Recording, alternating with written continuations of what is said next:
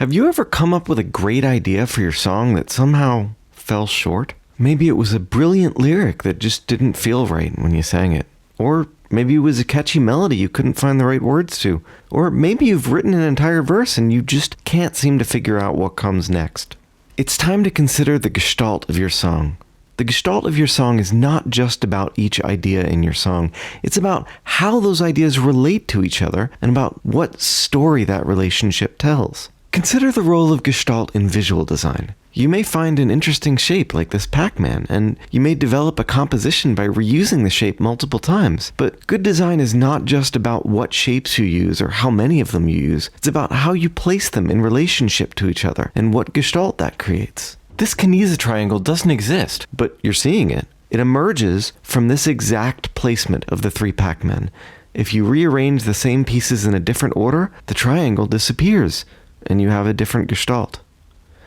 Now, let's apply these ideas to songwriting. Instead of the relationships of visual shapes on a page, we'll examine the relationships of musical shapes and lyrical meaning in a song. Take the simple example of two chord qualities, major and minor. In the lyric, I've got something to say. If I arrange the chords with the major turning into the minor, it's going to feel like what I have to say has a darker quality. I've got something to say. If I simply change the order in which the chords appear, all of a sudden the same lyric is going to take on a different meaning, this time feeling a little more hopeful or grand. I've got something to say.